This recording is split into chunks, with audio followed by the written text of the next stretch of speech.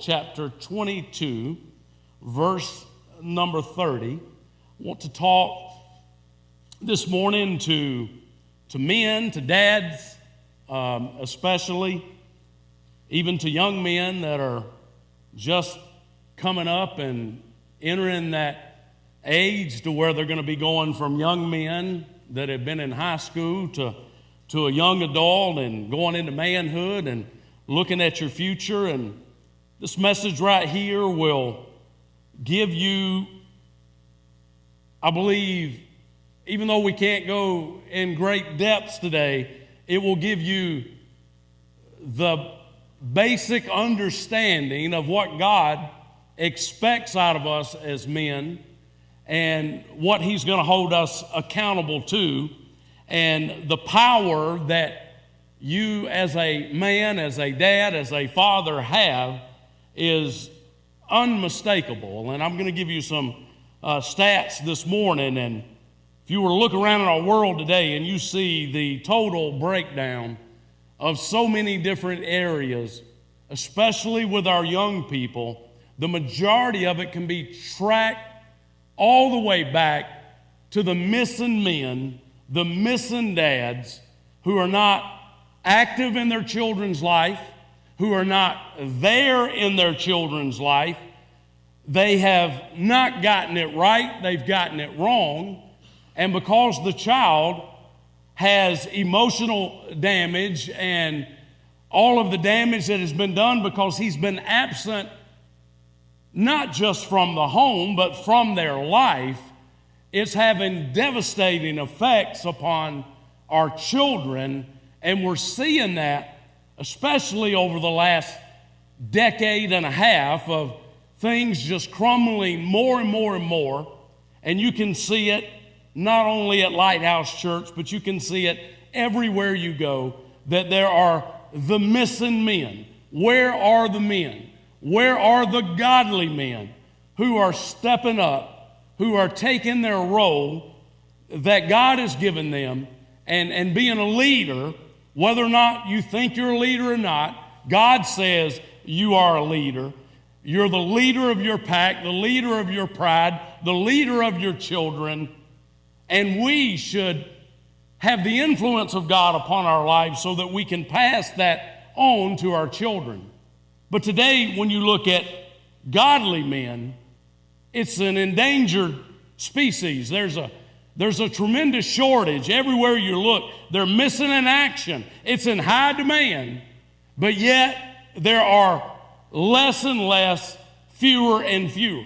But get this, there is life-changing, life-breathing power from the life of a daddy who is all in for God, who's all in for his children, who is a man of faith, a man of worship, a man of the Word, a man who pursues God, a man who follows God, a man who obeys God. There is life-giving, life-breathing power into your children when that is active in your life.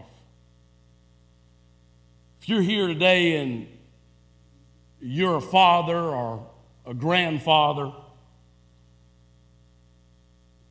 or you're going to be one, it is an honor, and it's a privilege, and it is a blessing to be a dad. Being a dad is more than just having a kid. It's an honor, and it's a blessing, it's a privilege, but it's also linked with an awesome responsibility that has been entrusted to us from God, because these children that we have are gifts from Him. They're just not something we just ordered on Amazon and we're Amazon Prime and they delivered them free to our home. It's so much more than that, so much bigger than that.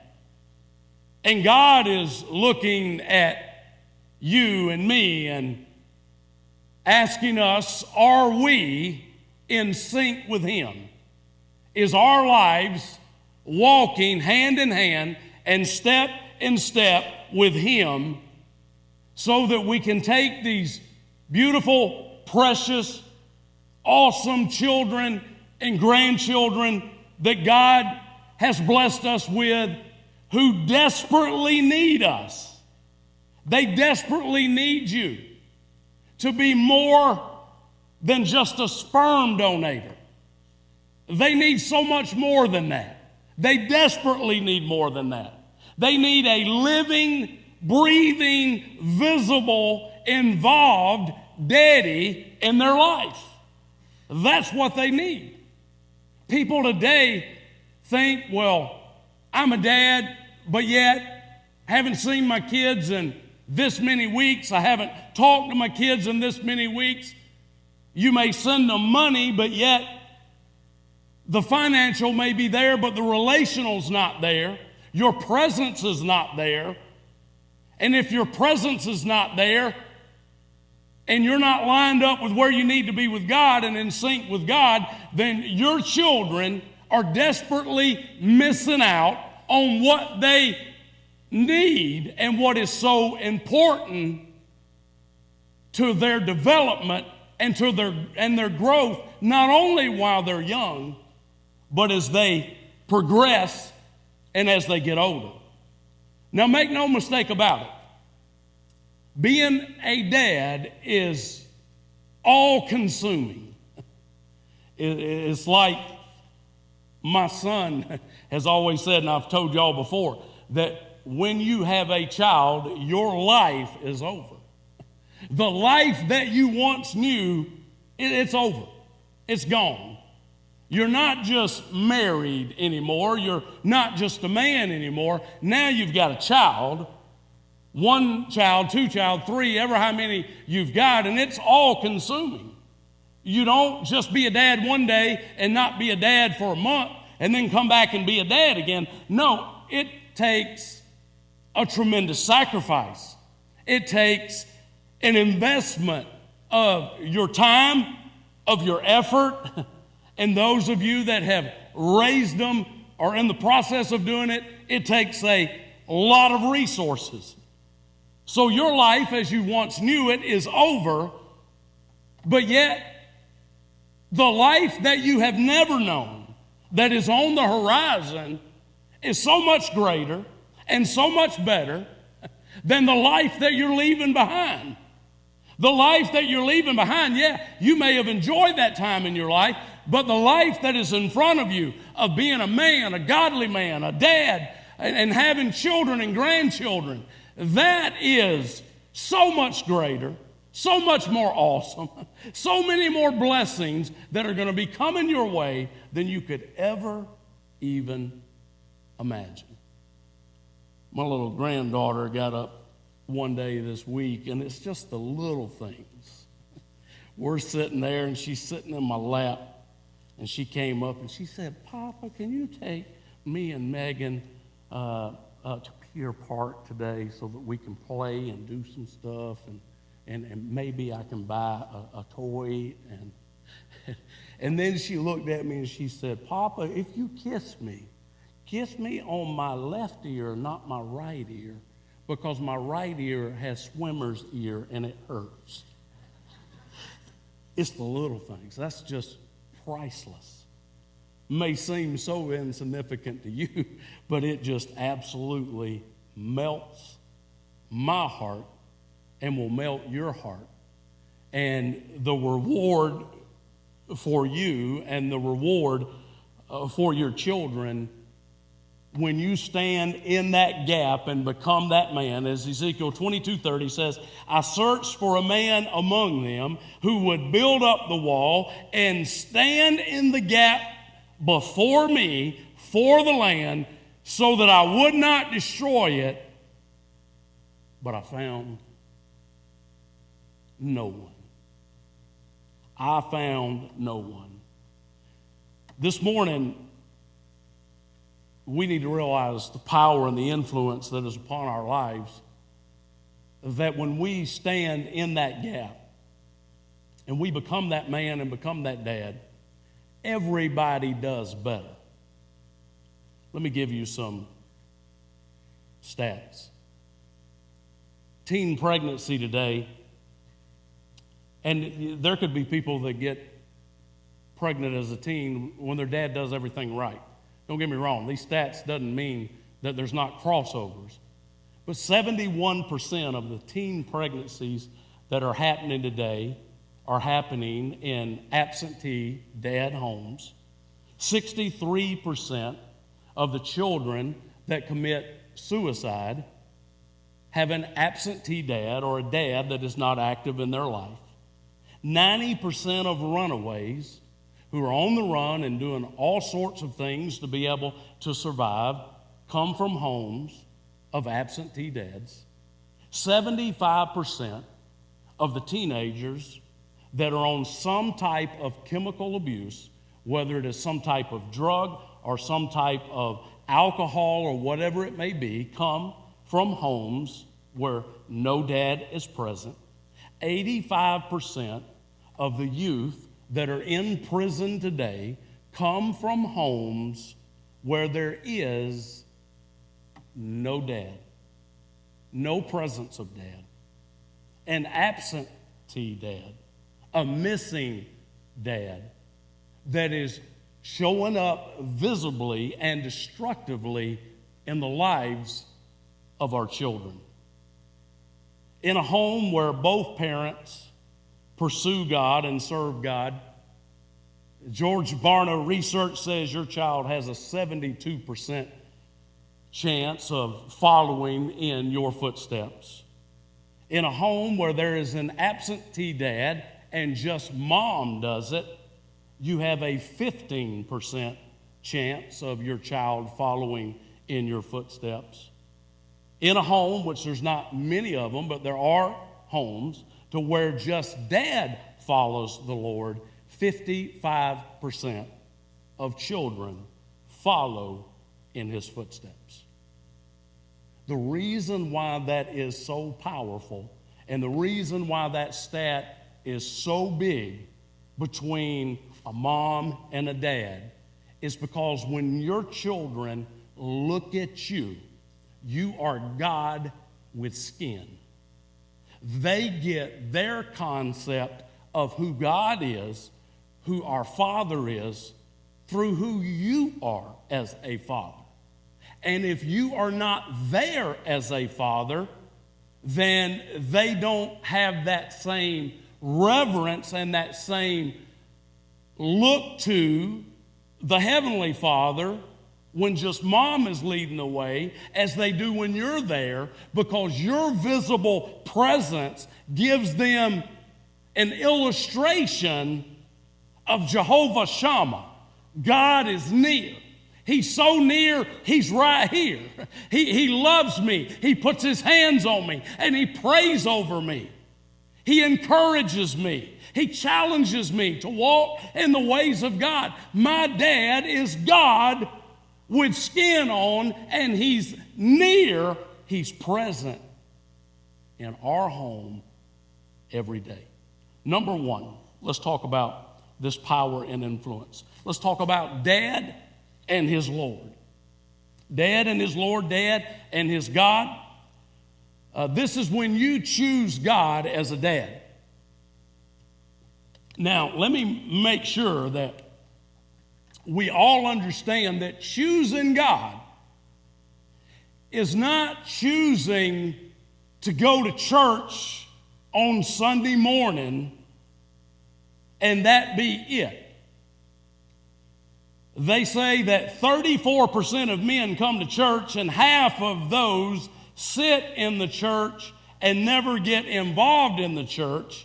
So there is a group of us that are bringing our kids to church, and we think that means choosing God when it doesn't. That is a part of it. It is important, but if there's nothing else in your life that illustrates to your children that you have chosen God throughout the week, then this 45 minutes a week is not going to change their life. Because they're with you a whole lot more than just this 45 minutes. So to choose God means that we have an encounter like Jesus had with Peter, James, and John. When Jesus came along, he found these three men who were fishing. This was their life. This was their way of living. They met Jesus that day, and he said, "Follow me, and I will make you fishers of men." And don't miss it. They dropped their nets, and they followed him. Dropping their nets means they turned away from the life they knew. They turned away from everything that was familiar, and they followed by faith Jesus from where they were to where he was taking them. They were all in, they were all the way, and they were all the time. Now, your life as a man or even as a woman, no matter who you are, will never get to where God wants it to get by chance. You know, we just think sometimes that things happen by chance. Things happen by choice.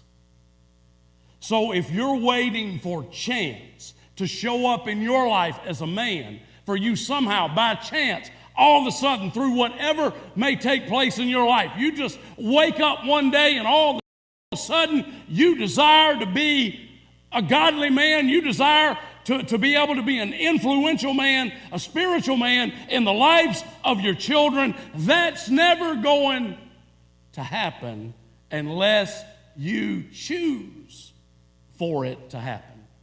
As Peter, James, and John dropped their nets and they followed Jesus, they made that choice that day, and they made many choices after that day that their God would be number one in their life. Now I want you to think about this morning as a man, personally as a man. Have you chosen God? What evidence would there be in your life through the years that you have been bringing your kids to church or whatever it is that you've been doing that would demonstrate that you've chosen God? What fruit is there? What evidence is there? I jotted down some stuff yesterday. It's like, this is going to be different for some. I was raised in church with my mom and dad, so things might be radically different for me.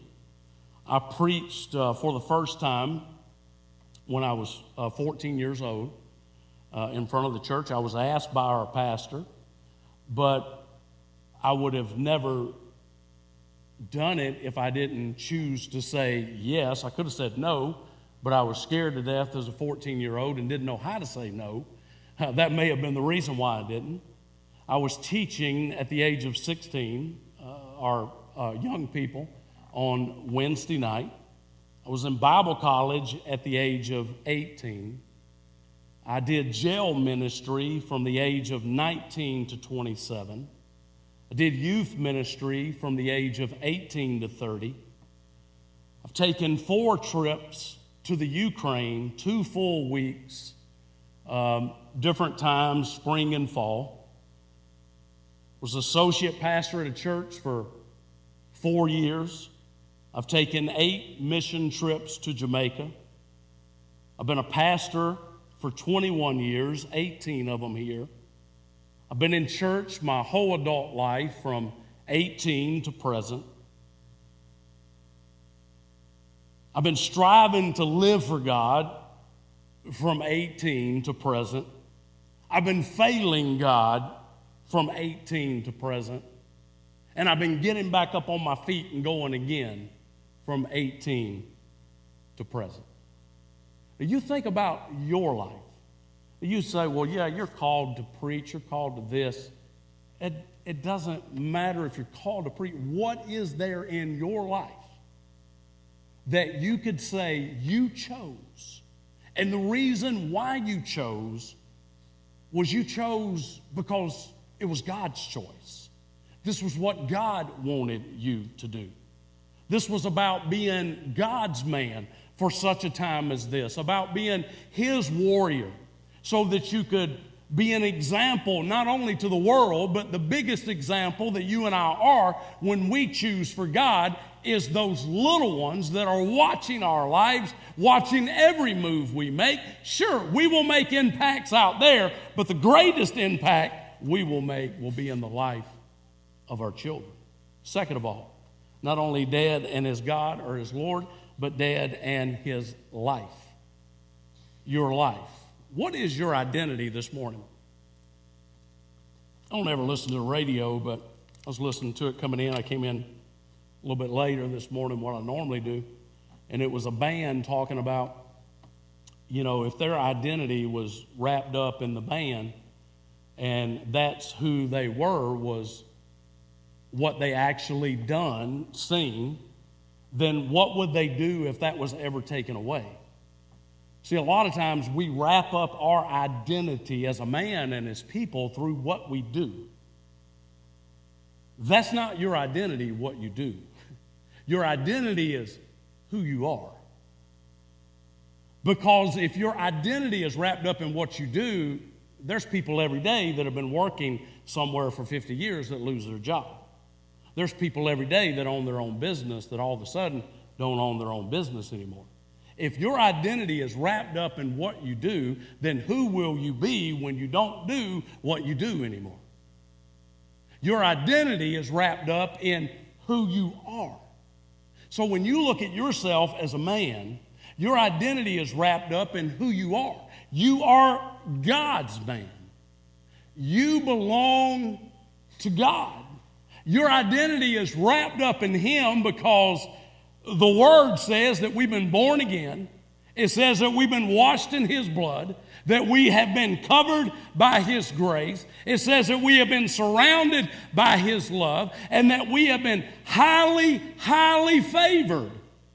God highly favors us when there are so many things in our lives that are unfavorable. Ben sent me something this week from a textbook, I guess a class he was taking, and a lot of times as we look at our worship leaders and we look at our spiritual leaders as those that have no inexcusables in their life. In other words, you're thinking every week, okay, I got to stand and I got to lead in worship. So how can I prepare myself spiritually? Because we know that we have all these inexcusables in our lives to where we fall short and we're not measuring up to what God wants us to measure up to. And a lot of times we look at other people and we can see the inexcusables in their life. But did you know that God takes pleasure in excusing your inexcusables? God takes pleasure in you as a man and you as a woman that has a heart for God and is striving to live for God. He already knows you're going to have so many inexcusables in your life. He already knows you're going to fall short. You're going to fall flat on your face. You're not perfect. You're never going to measure up. But He takes pleasure in taking all that mess and using it for His glory. Because God excuses your inexcusables because He pinned them to the cross. He died for them. He died for you. So our identity and who we are is we are a child of God, and our purpose is rooted in what God says we are to be. That's our purpose. Our purpose is to love the Lord our God, and our purpose is to be His man, to follow Him, and for Him to have the priority in our life. It's not for us to fit in the crowd. It's not for us as a man to kick back in the lazy boy chair and just drink our Bud Lights when we come home from work. That's not God's purpose for your life. That's not His identity for your life. His identity for your life is for you to be who you are, to be God's man, to shine, to speak life, to serve, to sacrifice, to share. And your objective and my objective as a man, as God's man, is to be different. We are different. There's nothing wrong with being different. We are different. It's not because we are trying to separate ourselves and look down on everybody that's to the left, and because we're just as sinful as anybody on the left that we're looking at. We've just been washed in the blood and covered by His grace. We just know His love and His favor in a different light than what they know. We are different, and we are to walk different. We are to talk different. We are to act different. And what everybody else does is not the mode and the model for us to fit into. We are to create a new mode and a new model so that other people can see that there is a difference. This is what God looks like. This is what God's man looks like. You're the leader of the pack. You're the lion king of the pride that God has given you. And a real man is a receptive man that hears the voice of God, that is sensitive to what God would have him to do. A real man and a godly man is a responsible man who takes care of his home, who is there for his children, who provides for his children, prays for his children, nurtures his children. That is a real man. A real man is relentless in his pursuit of God and his pursuit of his children. A real man will challenge his children and let them know when they're going to the left or to the right. And a real man, a God's man, is going to be greatly rewarded one day for being a courageous warrior, for being a champion, for being a winner who doesn't quit, who doesn't give up, who doesn't throw in the towel. My goodness, don't your children need to see that? Don't they need to see that God can take an imperfect man, imperfect parents, and He can take all of those imperfections and He can still use them in such a way, and you can be so real in front of them for them to be able to see that no matter what you face in life, no matter what valley you go through, how hard, how difficult it is, they see you come through the other side. The other side. And in the midst of all of it, they see realness. They see your emotions. They see your struggle. You know, this last year, we were singing about it a minute ago. I've never really struggled with fear. The last 2 years of my life, fear has probably been the predominant struggle in my life and in my mind. Never struggled with fear. Fear of the unknown, fear of tomorrow, fear of what my dad and all that he's been through. What's it going to be tomorrow? What's it going to be this, that? But when your kids see that you can still have those struggles, that you can still bend to the left and not always be what you need to be in the midst of it, but you don't stay there. When they see that, that's powerful in their life. That's life-changing in their life. To see the realness of a man, of a dad who struggles, who has problems at work with people and different things that you're connected to in your life, but they see that Daddy is a warrior, a champion, who doesn't quit, who doesn't give up. He just puts his nose right back out there, and he just goes at it again until he gets it right. That impacts your children in more ways than you could ever imagine. Sometimes we think we got to be this big, strong man that never shows his emotions in front of his children. And yes, some people may be built that way, but then it may be more difficult for you to show your emotions. And then some of you may be like me. You can just look like a big, strong man, but I can cry like a big teddy bear in a heartbeat. That's just who we are. And our children need to see that Dad's not this big, strong, tough guy that never gets low. They need to see that, yeah, Dad does get low, but he comes back. Number 3, Dad and his love.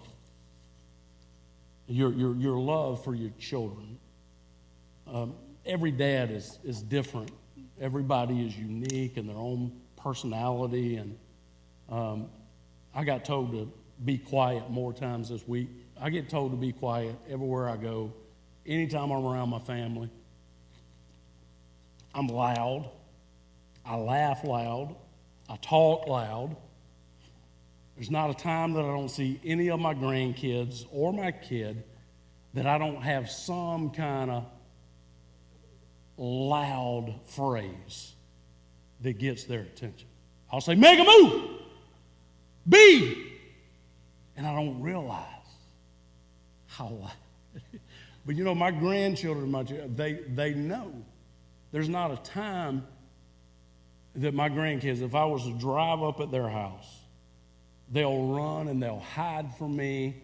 They get so excited and so over the top energized because I'm just obnoxious and crazy and I have a good time. And Carson was saying all week long, I'd hold him and he'd say, Papa, will you bite my booty? Yes, I'll bite your booty. Yeah. But you got to be you.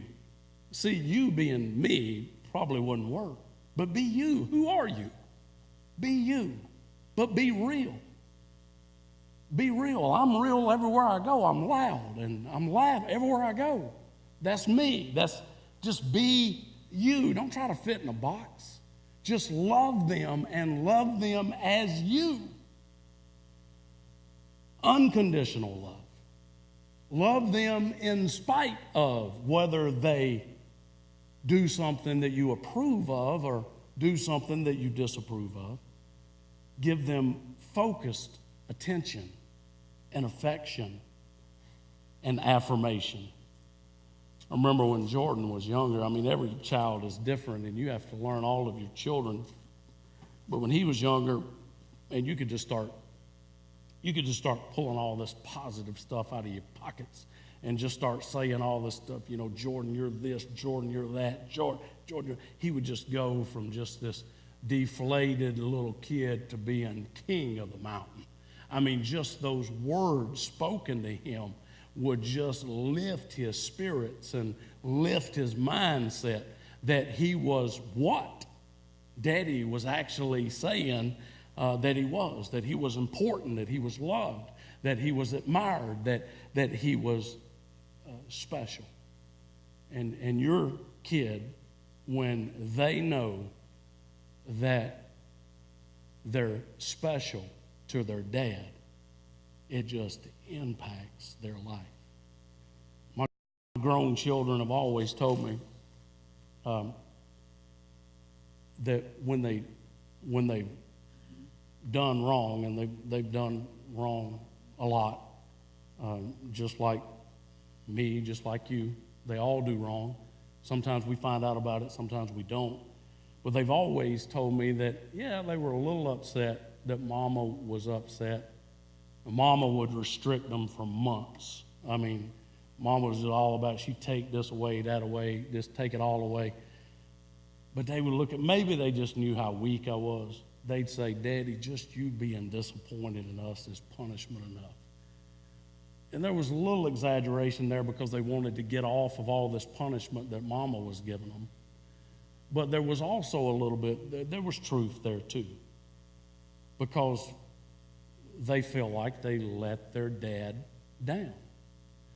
And you just look as a child to your dad, and the connection that you have with your dad is just different than the connection that you have with your mom. Moms are great. Moms are wonderful. Moms get so much more attention on Mother's Day, and they well should, because moms are super, and they're awesome, and they're wonderful. It is amazing what some of these moms can actually pull off and actually accomplish. But if your child does not have dad, no matter how super you may be, they're going to be missing something in their life. And I'm saying that not to discourage moms that don't have the dad there. I'm saying it to the dads so that we will step up and be the dad that we need to be.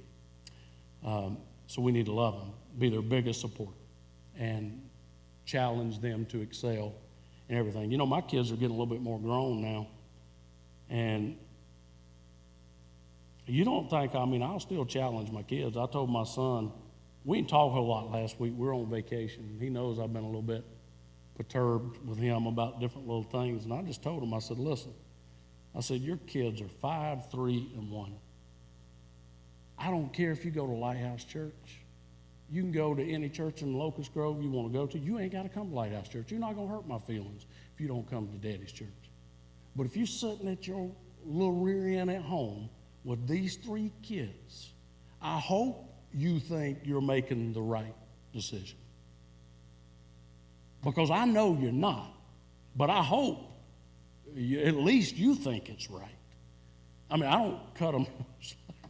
Now, I'll come back and realize I don't like trample on that every week, but I'm challenging him, and you got to challenge your son in the own way that you know how to, the way that you communicate with your son, and that's the way I communicate with him, is listen, boy, this is what you need to be doing. This is where you need to be, and you're not. I said, you not go to church no more? It's been 7 months. You've been there twice. You've been counting dead? Yeah. Christmas and Easter, just like all them heathens. Twice you've been to church in 7 months. If I remember right, Bradley, you were one of the ones that were telling me, go back, Dad, come back, Dad. Where are you at?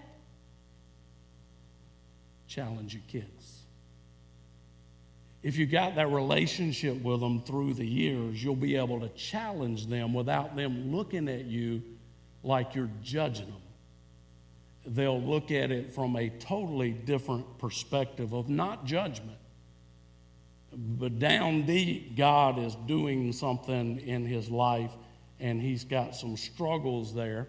And I just believe and just pray that God is just going to work them all out and do a work in his life, and he's going to step up and be the man God wants him to be. Number 4. Y'all been quiet this morning. Dad and his legacy.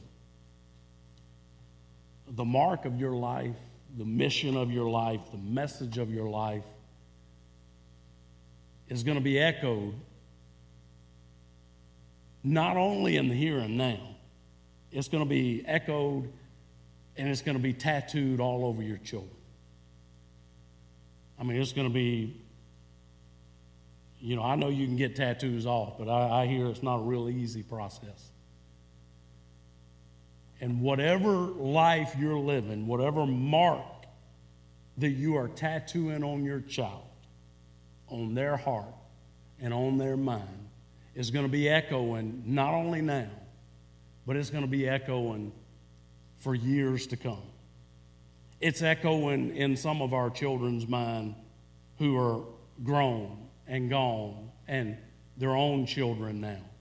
It's echoing in some of our children's mind to where, you've been a man in the house, but you've not been a godly man.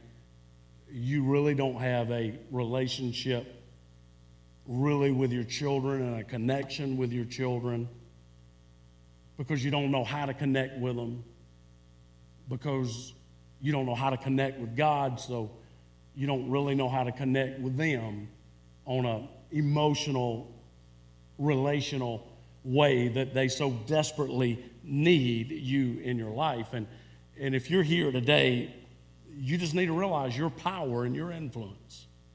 And today's message is just simply this. Just pick up the ball and start running. Wherever you're at, just pick up the ball and start running. Run to be a winner. Run to create a path for you and for your children that they can follow, so that they can be a winner, so they can be a champion. And it starts right now, right here, today. And it only happens one way, by choice. So let me just challenge you to do this. Maybe it's easier to do this. Maybe it's easier to challenge a man to do this. Start making some decisions in your life to where you choose God. Just don't come to church. Choose to be involved in something that interests you. If it's children, whatever it may be. It could be serving behind the scene. But choose God in something in your life. You'll never choose God the second time until you choose Him the first time. And you'll never get to where you need to go unless you make some choices to get there. Why not start today? Let's stand.